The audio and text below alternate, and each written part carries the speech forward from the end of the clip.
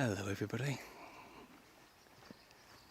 Once upon a time I had a YouTube channel called Talks on the Tube. You can find the link below, where I interviewed a few YouTubers and yeah, it was quite a good thing to do. So I'm trying to get back into all that again now. I'm always enjoying interviewing people, YouTubers. I love talking. So, the chap who has helped me unearth this again and start all over again. Hello, Introduce yourself, sir. Hello, well I'm Richard Cornock, also known as the Funky Farmer, which is my alias on YouTube. And I'm a dairy farmer here in South Gloucestershire in England.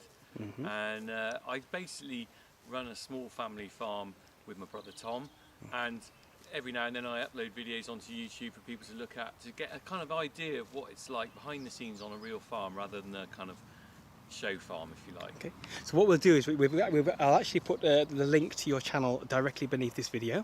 So if people who watch my channel, go and check out Richie's work, because it's a wonderful channel. It's very family friendly and well worth a watch. And you just recently passed the 100,000 subscribers. You got your little plaque, didn't you? Yeah, I did. Congratulations. Bit of a miracle. I didn't expect that at all. Okay, so how I'd like to structure this video, Rich, is obviously I've just done my intro now, and what I'd like to do is maybe you can show me 3 or 4 chores of what you do on a daily basis on a farm, and then maybe we can just sit down in the garden, maybe have a little chat about your channel and about farming life. Brilliant. How's that sound? Okay, let's go. Cheers then. Okay. So here I am in our milking parlour, a bit of an old-fashioned one. So if you look in here, this is where we milk the cows. Okay. Twice a day they come in here, and we put the units on the cows. The milk goes in the jars, and then we're going to have a look. I'll show you where the milk ends up. Okay. In this big tank. Wow. And a lot of people don't ever see this. Look at that. And that roughly is about that's about 1,500 litres of milk in there. That'll be picked up tonight. Look at the cream on top. Yeah. You don't normally see that much milk anywhere, do you? You normally see it in a bottle somewhere.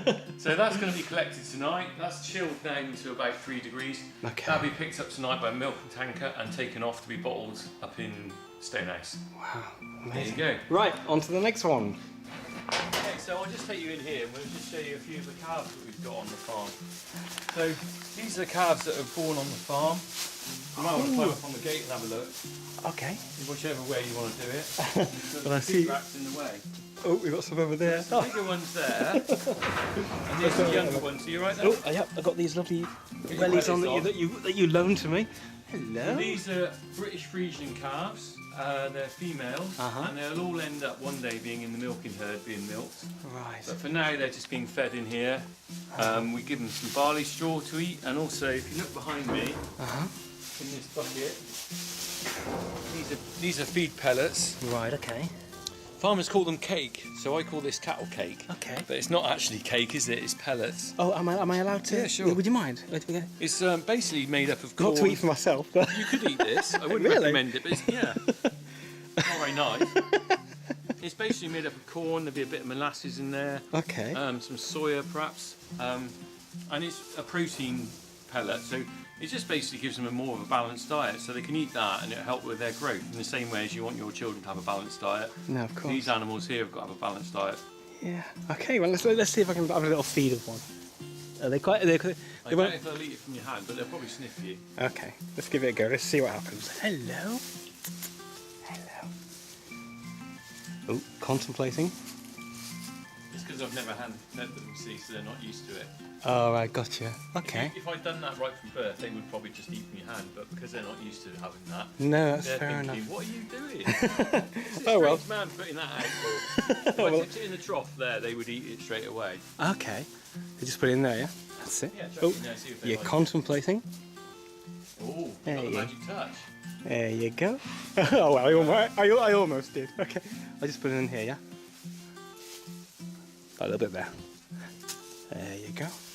Oh, this is all so exciting. There you go. Okay, right then. So,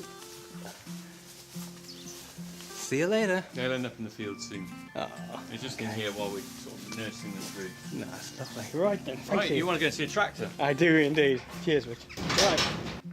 Okay, so here's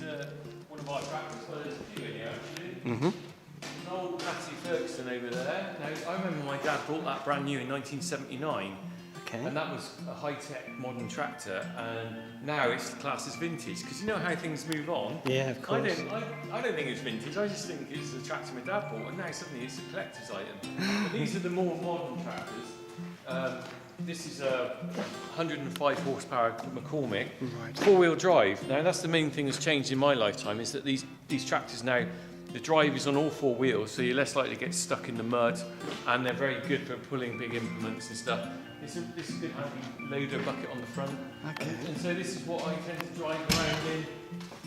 I won't climb up inside. It takes a bit of climbing. The bigger the tractor, the higher it is to climb. You can see here, you can climb up and you can have You know what I'm going to do? You go inside. Okay. You go inside. You be the tractor driver. Right, do you mind going off and just get a couple of round bales for me with the loader? Is that? I'm going to go and have a cup of tea. And could you muck out the cows while you're with the loader bucket as well? Is that all right? Well, I tried, you know, but... I'll see you in a bit. So where do I start? Where's where's the horn? Oh, right, okay, right. You got that bit. I got that bit. Yeah, so Not the it's best driver in the confusing world. if you don't know about a tractor. It is confusing because the levers and buttons won't mean anything to you. But tell us a little, while I've got my camera here, tell us what's what a little bit. Well, this is forward and backwards. It's very simple because you're not like driving up a motorway going, and then there's the gears are there. Right, gotcha. First, second, third, fourth, and then this control, it gives you more gears up there. And what about these ones here? Those are things like lifting up implements, four-wheel drive. See where it says auto? Yeah. That's for four-wheel drive. You see the little symbol of the four wheels? Gotcha. That's in four-wheel drive at the moment. If you rock that button back, it knocks it out of four-wheel drive. Right. And then this is quite a low-tech tractor. The modern tractor is a lot more techy than this. This is the back bit. Okay. So what you generally do, there's two things tractors do. They control implements in the back, well three actually, pull things along, Right. or with this is the loader at the front called a quickie loader, which you lift up and down, and there's control for it there. So that's the loader control. Right, gotcha. Back is up, forward is down. Just dropped it down a bit. Yeah.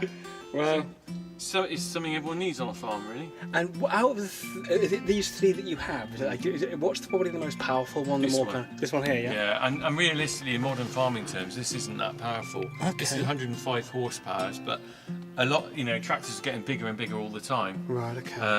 And so for some farms, this would be too small.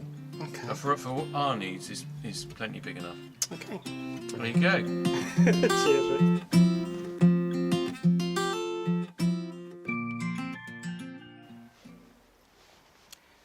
Has farming always been a way of life for you, Rich?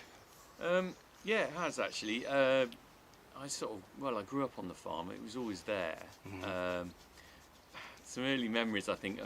My dad put me on the back of a cow, riding the back of a cow. Do you remember how old you were?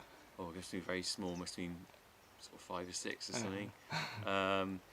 And just being around the milking parlour and everything, it's changed a lot because when I was a little boy, they still came up the drive in a lorry to pick up the milk churns off the milk stand at the top of the drive. And my dad milked only a few cows in a little shed.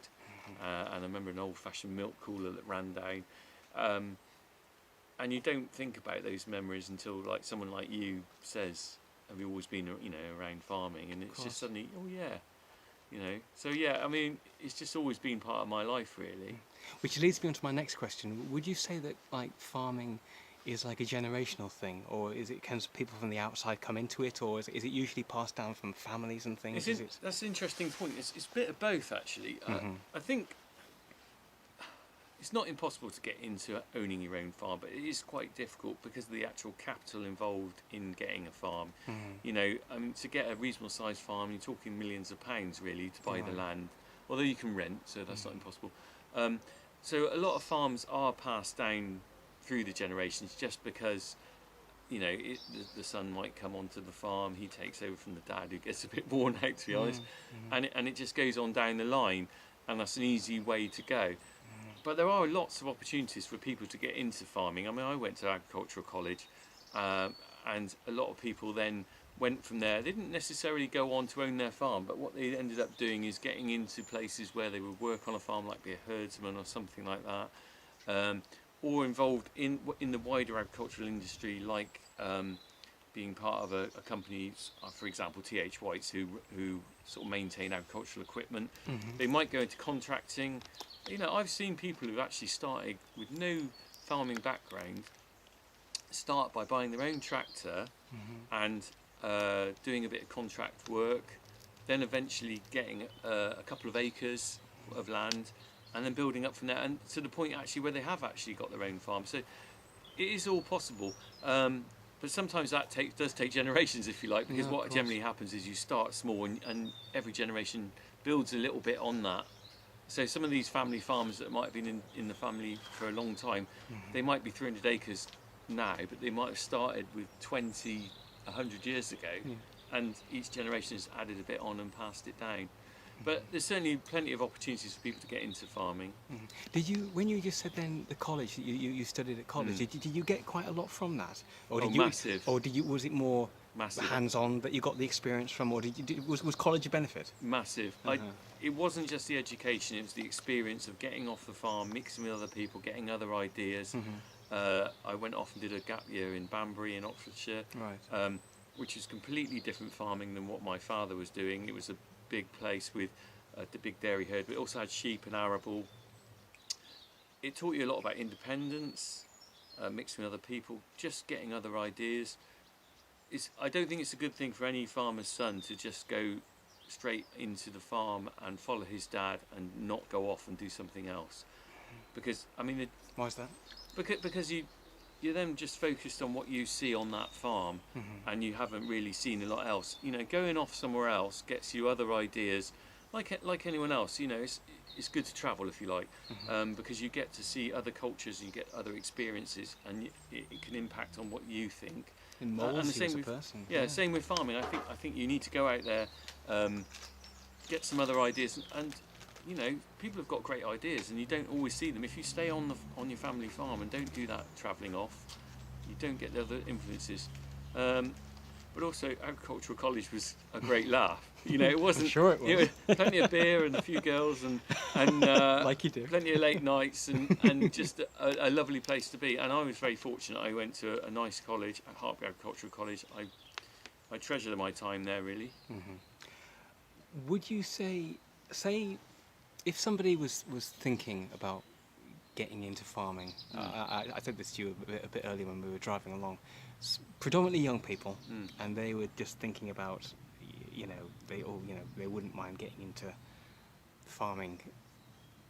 What advice would you give to them if they had no experience at all? Yeah, that's actually a really good question, because I think for a lot of people, they think, oh, I'd like to work on a farm, but they just don't know where to start. I think the first thing you can do with agriculture is you need to just go and try a bit, really. Now that is hard if you've got no experience, because a lot of farmers are maybe looking for someone to work for them who know what they're doing. There's a couple of approaches I would suggest. Firstly, I mean, if you're in a city, there's a lot of city farms. I mean, Bristol's got a city farm. I'm sure a lot of places have got like these little kind of places like that, and it's all about volunteering, really. Certainly, I think maybe on a farm, if you've got no experience, to turn up and expect to be paid is quite difficult, really. But if you possibly approach a farmer and say, look, exactly what you're saying to me, you know, I've got no experience, but I'm interested in agriculture. Would you be interested in me coming along and maybe helping out on a Saturday morning, if feeding the calves, or just, you know, generally mucking in, if you like? That is possibly a good way in. The other suggestion I would have is the National Farmers Union have regional offices, which you can Google. You could possibly contact them. They've probably got a list of members on an email list. They could email out saying, I've got Joe Bloggs or Tracy Smith here, or whoever, who's interested in a bit of work on a farm. Would you, you know, possibly entertain having them? And that is an approach that you could try. The other way is that there are quite a lot of these places that do, they're open to the public, like a place near called Cattle Country. There's Noah's Ark sort of farm down the road, which is kind of almost like a glorified zoo with farm animals. Again, you can volunteer in these sort of places. Even a local zoo, actually, is still working with animals, and it gets you in there. Just because you don't live near a farm doesn't mean you can't find an alternative way in. Because if you say we're near a zoo, you could actually volunteer to help muck out the rhino. No. Something like that. It sounds very working like with animals to give you a feel of whether you actually like working with animals. No, of course. You get. You know what? It resonated when you just said. Then it sounds a bit like the music industry. Yeah. You know, you often get people that are making tea in the exactly. In the, you know, well, Rick Astley the started Rick as Astley a tea story. boy, didn't Yes, he? exactly. You know how true that is. I don't know. With anything in industry, there's a bit of hype, isn't there? I think a lot of it is, and I've seen this in life with everything really. A lot of people, it's about your diet, whether you bother to get out of bed and knock on a door and make an effort. It's very easy to say I can't find a job in farming or whatever. It all depends how much you try. And because as I said, I went to agricultural college and I've seen people go in different directions from that, and some people have done really well and some haven't. And a lot of it's about the individual person's drive, really, I think. You know.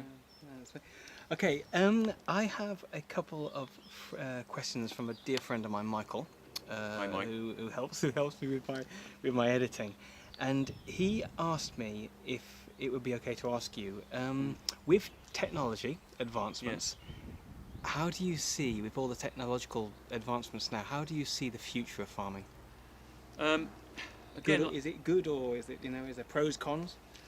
Pros and cons, yes. I mean, obviously I've only had a bit of time to think about this question, but in the fact that productivity is going to go up because you can be more efficient in your farming as technology comes in. For instance, using GPS for sort of spraying or putting fertiliser on. There's a way now that you can see exactly where you're putting that fertiliser or spray, whereas before it's a little bit random. You chucked it out and you hope for the best. I haven't got that kit, by the way. Robotics have come in. Only about 5% of the UK use robotic milking parlours, but that's obviously going to increase with time. And that certainly takes the pressure off people milking cows, because milking cows is something that takes a lot of time. Twice a day, morning and night, maybe 2 or 3 hours in the morning and the same in the night. If you've got a robot that does that, the cows come in and milk when they want to. But that frees up your time. Again, another thing that's going to happen, I'm sure of, is there's going to be driverless tractors, and they have been trialling that to a certain extent already, and that will be used probably more in the arable industry, where, for instance, if you've got someone out cultivating a field and all that, it could be they're not very big fields here, but say in some parts of the country, big arable areas, they've got 100-acre field, okay. What you've got is a man driving up and down, a bit like mowing a lawn, driving up and down all day, up and down, up and down, up and down, because he's driving that tractor, but all he's really doing is cultivating that field. If it can get to the point where you can get a programmed in machine to do that, it doesn't really need a human being, because there's not a massive input into that. It's just the fact that you're steering it and turning it around and going back up and down. That in itself frees up manpower, but also takes away a lot of drudgery of driving. Maybe I see it down here. There's an arable guy near me cultivating, and he's up and down that field all day, and he must be fed up already too. However, saying that, the downside, and I've seen this in my life, is that so what you do is you get more efficient on a farm, you reduce the labour on the farm, okay, so then these farms become a little bit soulless, to be honest, because I think in my grandfather's time there were probably 3 or 4 people working on this farm, a little bit of a community going on, a nice feeling of coming to work, working with people. What you've got now is you've got quite a lot of farms, not every farm, but quite a lot of farms, maybe only 1 or 2 people working on that farm. And there's a big focus on agriculture, on mental health. It's quite an important thing, because a lot of farming is quite solitary. You know, I find it solitary, and I'm not in the wilds of North Wales in the middle of nowhere. I'm in quite a nice area with a rural community around me. It's not good for a human being working on their own all the time. And I think that's a big issue going forward, in the fact that you will end up with maybe farms that could be 1 or 2 people, very solitary. That's fine if you've got quite a good, mental well-being and a family around you maybe, but, sometimes that's, for some people that's not good. There is a big problem with mental health in the farming industry for that sort of reason, really. And again, I was not aware of that. No, you wouldn't be. If you're not in the industry, you wouldn't be. No. But I see a lot of farming information that comes through, and there's quite a lot of awareness of mental health. And the thing is, farming is quite a macho industry, so it doesn't necessarily admit to having a problem. Unfortunately, some farmers have taken their life because of issues like that. Because if you've got no one to talk to, you know, I mean, you know, you just need, sometimes you need to chat, don't you? Of course you do. So that side can be a bit of an issue. The other thing, I am quite concerned in the fact that I grew up in an era when, well, my father instructed me on wildlife really, and it's a passion of mine, and my father's is to, you know, farm for wildlife as much as farming.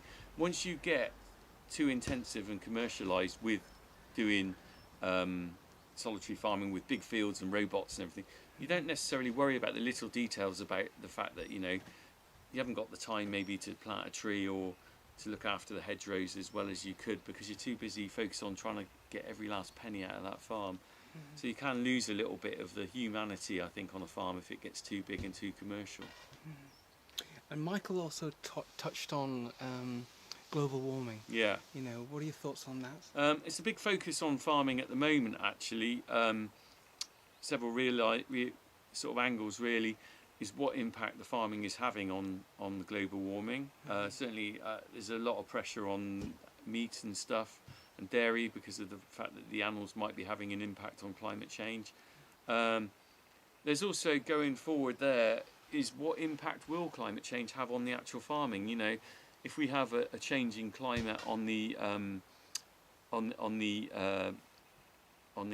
arable side of it, if we get drier summers or wetter winters, how is that going to affect the crop growth?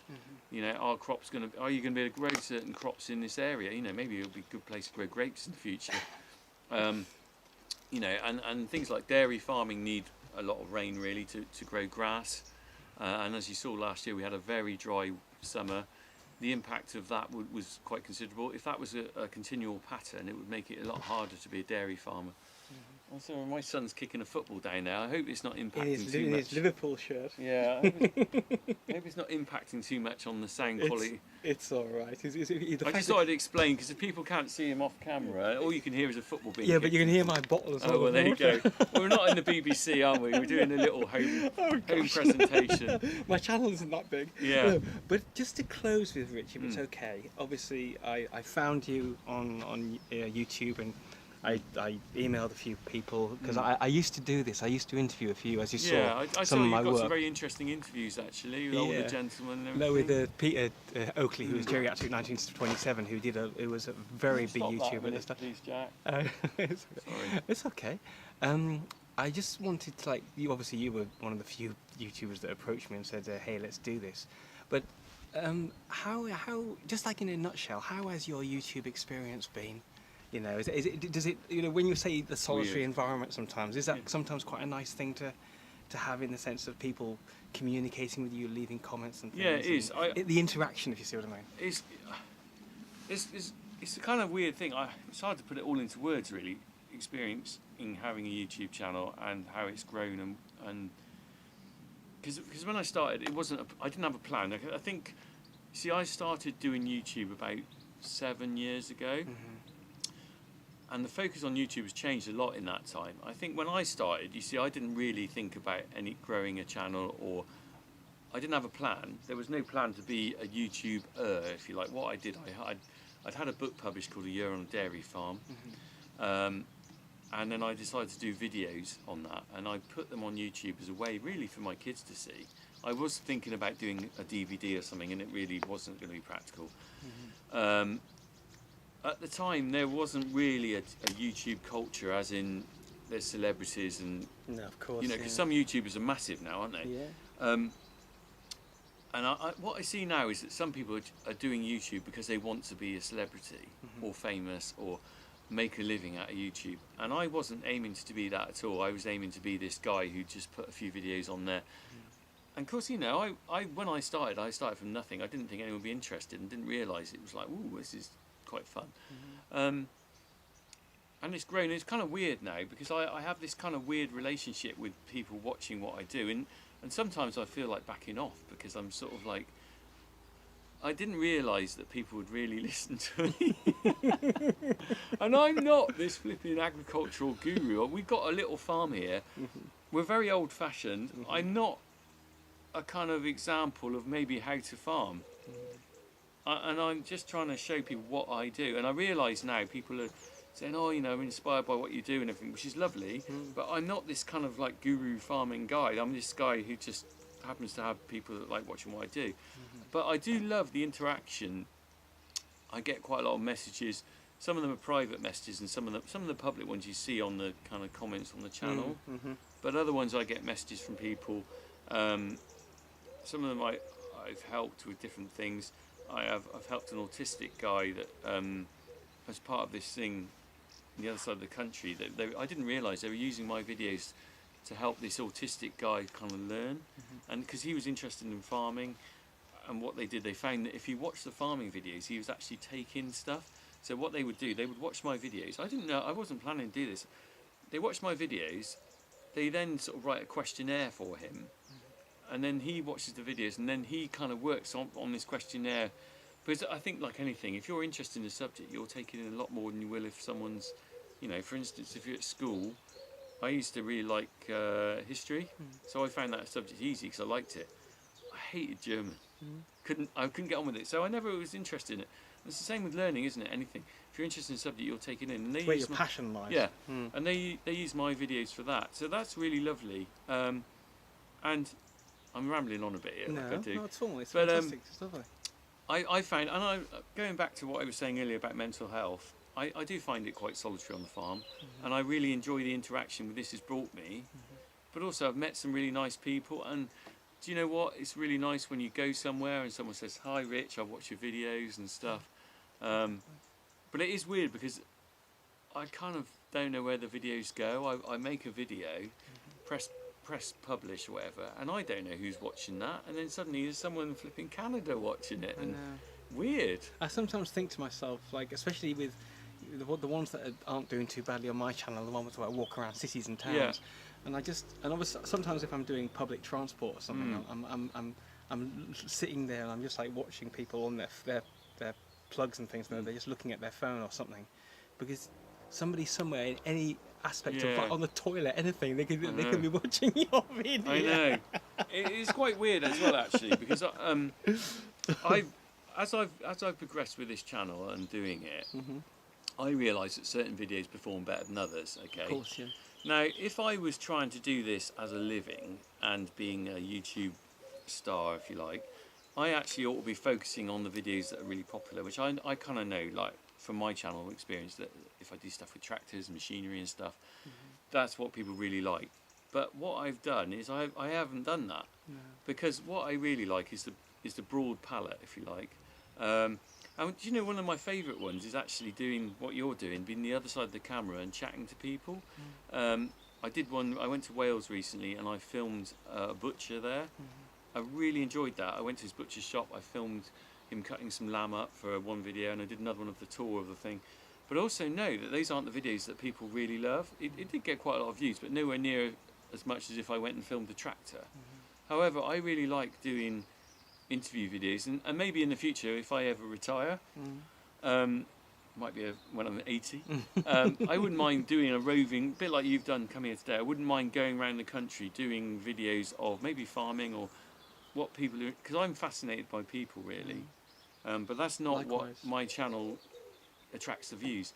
But yeah, so even now, it's therapeutic as well. It is. It's therapeutic for the viewer to actually watch it. They're watching two guys right now, two guys having a conversation, similar generations, and people pick up on it, the things we're saying and the way we're interacting and the talking. It's relaxing to watch. Well, I mean, I've also, it's a way of meeting some really interesting people.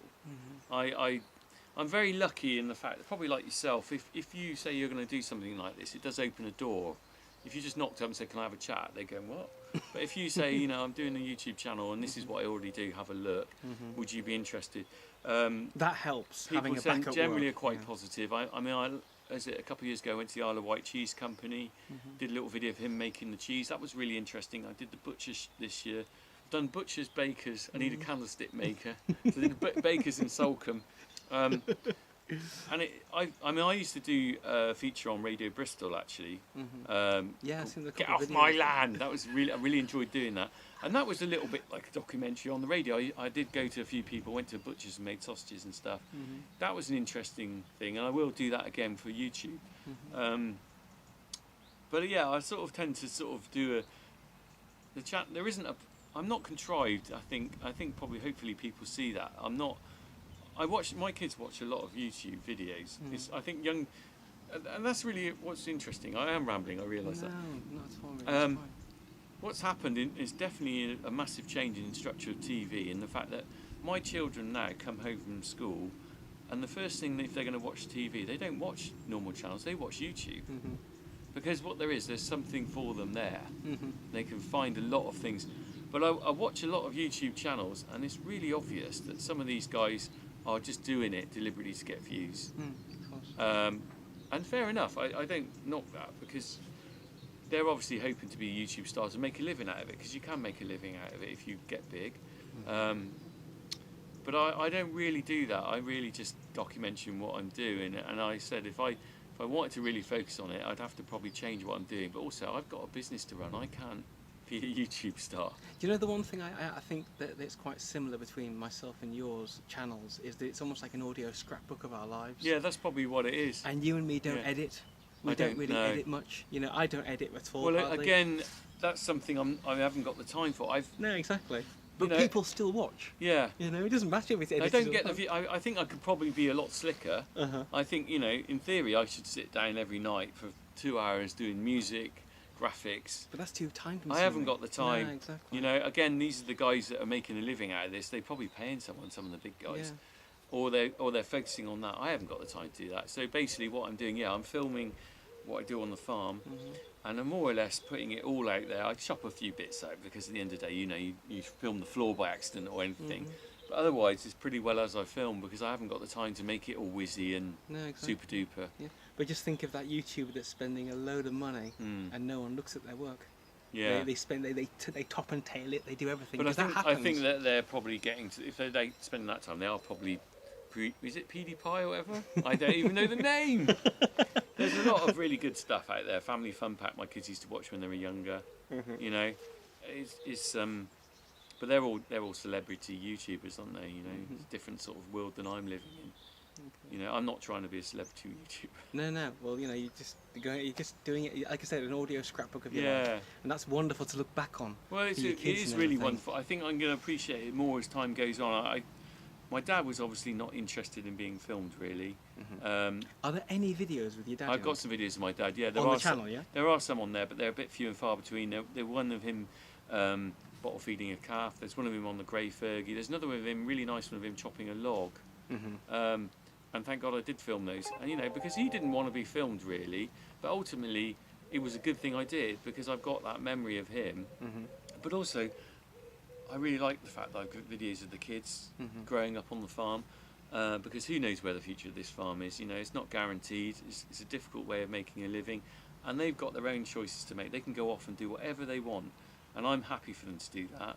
But at least I've got a video, and I won't be here forever. I've got that video of me with them, doing stuff. I did put one on YouTube this week of us going to look at the maze. Yeah, and they're running in and out of the maze, and we're having a bit of a lap, bit of hide and seek and stuff. It's moments like that. Moments like that, irreplaceable, aren't they? Exactly. Okay, Rich.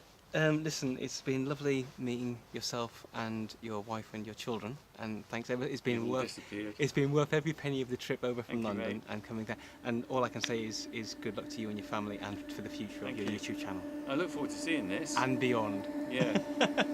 All right. Cheers, mate. Good job. Thank you.